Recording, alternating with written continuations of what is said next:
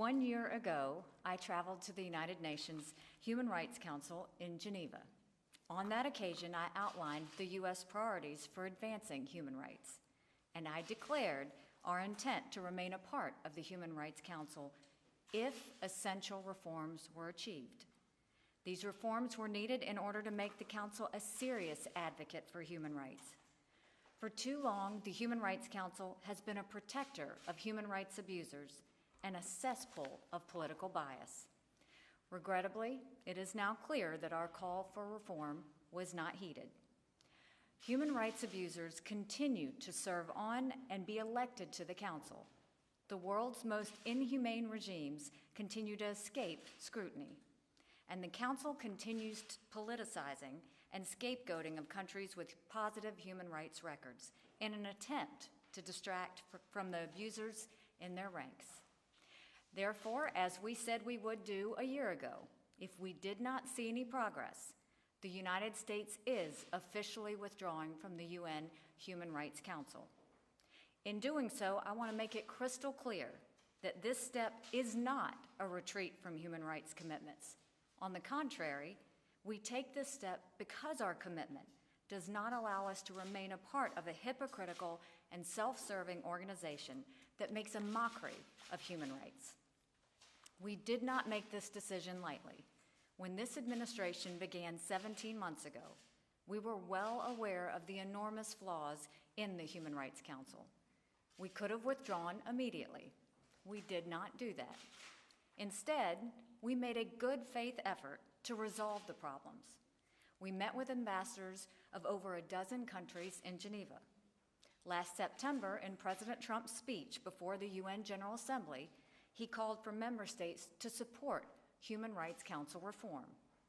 During High Level Week last year, we led a session on Human Rights Council reform co-hosted by the British and Dutch foreign ministers and more than 40 other countries.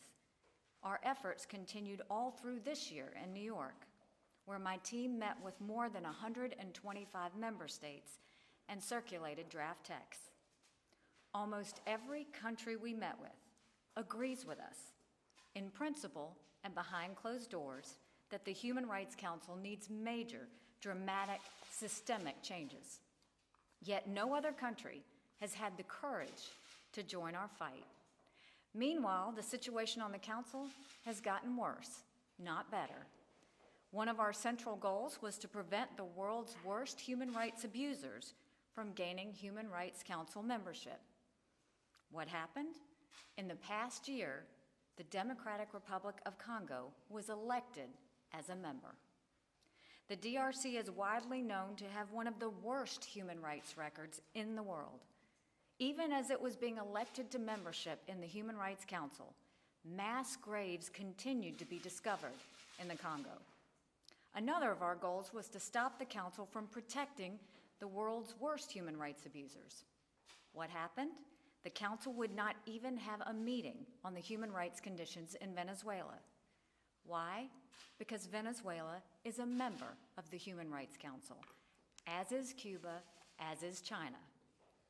Similarly, the Council failed to respond in December and January when the Iranian regime killed and arrested hundreds of citizens simply for expressing their views. When a so-called Human Rights Council cannot bring itself to address the massive abuses in Venezuela and Iran, and it welcomes the Democratic Republic of Congo as a new member, the Council ceases to be worthy of its name. Such a council, in fact, damages the cause of human rights. And then, of course, there is the matter of the chronic bias against Israel.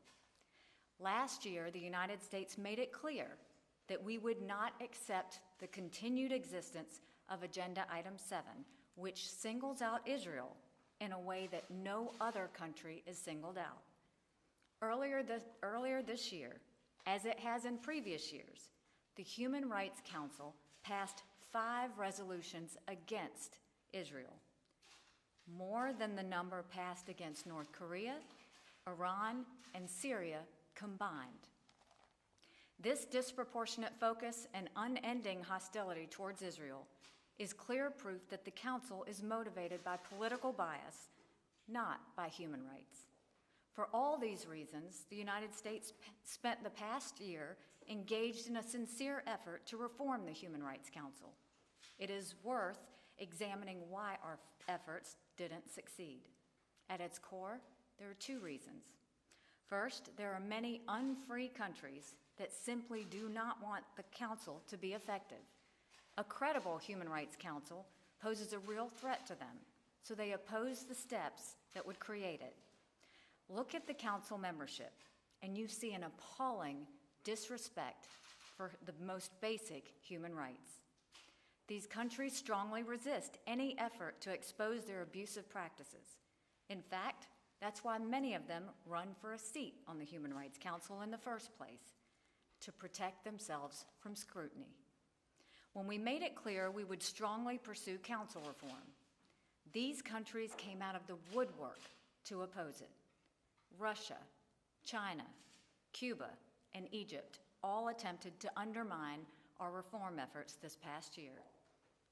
The second reason our reforms didn't succeed is in some ways even more frustrating. There are several countries on the Human Rights Council who do share our values. Many of them strongly urged us to remain engaged in the Council. They are embarrassed by the obsessive mistreatment of Israel. They share our alarm with the hypocrisy of countries like Cuba, Venezuela, Democratic Republic of Congo, and others serving on the Council. Ultimately, however, many of these like-minded countries were unwilling to seriously challenge the status quo. We gave them opportunity after opportunity and many months of consultations, and yet they would not take a stand unless it was behind closed doors.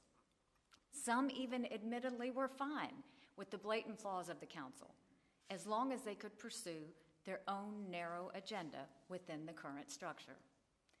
We didn't agree with such a moral compromise when the previous UN Human Rights Commission was disbanded in 2006, and we don't agree with it now.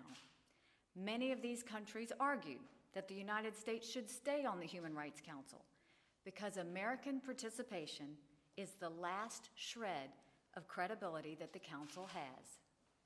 But that is precisely why we must leave.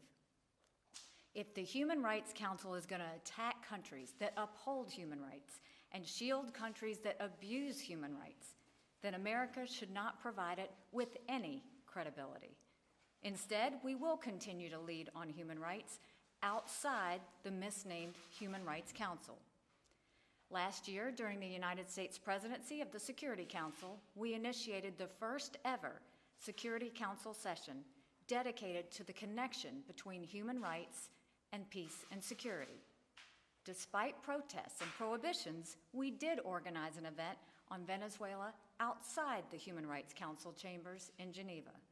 And this past January, we did have a Security Council session on Iranian human rights in New York. I have traveled to UN refugee and internally displaced persons camps in Ethiopia, Congo, Turkey, and Jordan, and met with the victims of atrocities in those troubled regions. We have used America's voice and vote to defend human rights at the UN every day, and we will continue to do so. Even as we end our membership in the Human Rights Council, we will keep trying to strengthen the entire framework of the UN engagement on human rights issues, and we will continue to strongly advocate for reform of the Human Rights Council. Should it become reformed, we would be happy to rejoin it. America has a proud legacy as a champion of human rights, a proud legacy as the world's largest provider of humanitarian aid, and a proud legacy of liberating oppressed people and defeating tyranny throughout the world. While we do not seek to impose the American system on anyone else, we do support the rights of all people to have freedoms bestowed on them by their Creator. That is why we are withdrawing from the UN Human Rights Council, an organization that is not worthy of its name. Thank you. Ambassador